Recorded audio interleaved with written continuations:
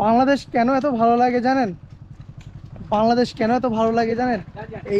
এইগুলো কারণ যে এখনো পর্যন্ত বাংলাদেশে সুন্দর গরুর গাড়ি দেখা যায় সুন্দর করে। আহ, চাচা, এখন তো ট্র্যাক্টরের যুগ, তুমি গরুর গাড়ি চালাচ্ছ কেন? ট্র্যাক্টরও আছে, ঠিক আছে। গ্রাম সত্যি অসাধারণ, গ্রাম আমার খুব ভালো লাগে। মামা, আপনার কেমন লাগে গ্রাম? ভালো লাগে। গ্রামের মানুষগুলো জানেন অনেক ভালো হয়।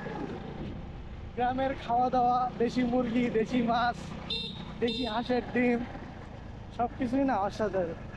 গ্রামের সরু পথের দুপাশে দিগান্ত বিস্তৃত সবুজ ধান ক্ষেত যেন প্রকৃতির এক অপরূপ সৃষ্টি। এই অপরূপ সৌন্দর্য দেখতে দেখতে আমরা দুই মামা ভাগ্নে যাচ্ছি এবং উপলব্ধি করছি। সত্যি আমাদের এই বাংলাদেশ অসাধারণ এবং অনেক সুন্দর। বাংলাদেশের মানুষরাও অনেক সুন্দর, এদেশের মানুষের মনও অনেক সুন্দর। তো এত সুন্দরের মাঝে আমরাও সুন্দর। যাই হোক, কথা না বাড়িয়ে আজ আমরা যাচ্ছি বেলেডাঙাতে আবারও একটা রিপোর্ট করতে বা একটা অনুসন্ধান করতে। তো জানি না সেটার কতটা সত্যতা।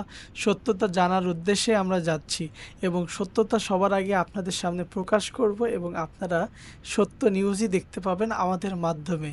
আপনারা দোয়া করবেন যাতে আমরা অন্যায় ছাড়াই আমরা ভালো কোনো কাজ আপনাদের জন্য করতে পারি, দেশের জন্য কাজ করতে পারি।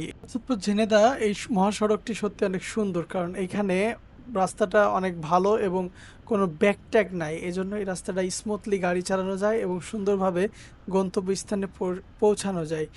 একটা জিনিস লক্ষ্য করেছি, বাংলাদেশে প্রায় দুর্ঘটনা, বাইক দুর্ঘটনা, সড়ক দুর্ঘটনা বেড়ে চলেছে। আমরা যারা বাইক চালাই এবং বাইক এমনই একটা বাহন যেটা মানুষ প্রয়োজনে ব্যবহার করে।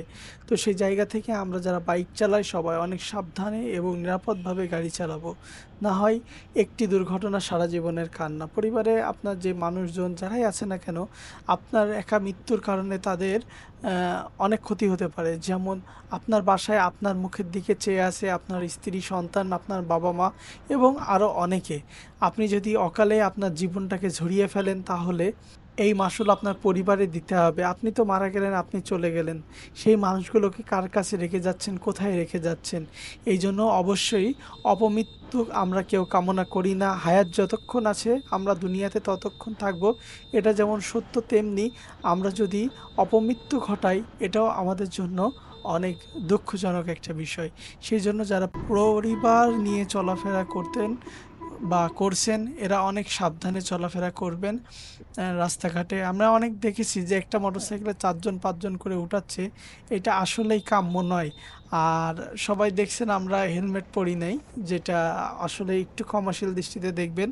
কারণ আমরা বাড়িতে মানে অফিসে ছিলাম, বাড়িতে হেলমেট ছিল, হেলমেটটা আজকে আমার মামারে আনতে মনে নাই, যার কারণেই আজকে হেলমেটটা পরা হয়নি। তো আমি ব্যক্তিগতভাবে বেশিরভাগ টাইমই চেষ্টা করি হেলমেট পরেই গাড়ি চালানোর জন্য, যেহেতু ইমার্জেন্সি যেতে হবে। তারপরেও এটা অপরাধ, অপরাধ যেটা সেটা স্বীকার করতে হবে, আসলে অপরাধ। এই জন্যই আমরা সবসময় সবাই চেষ্টা করব হেলমেট পরিধান করেই সুন্দরভাবে রাস্তায় বের হওয়া, এবং রাস্তায় বের হওয়ার সময় আপনার গাড়ি সহ আপনার প্রয়োজনীয় ডকুমেন্টস সঙ্গে নিয়ে আপনি বের হবেন, যাতে করে পুলিশ বা অন্য কেউ আপনার উপরে হয়রানি না করতে পারে। ধন্যবাদ সবাইকে।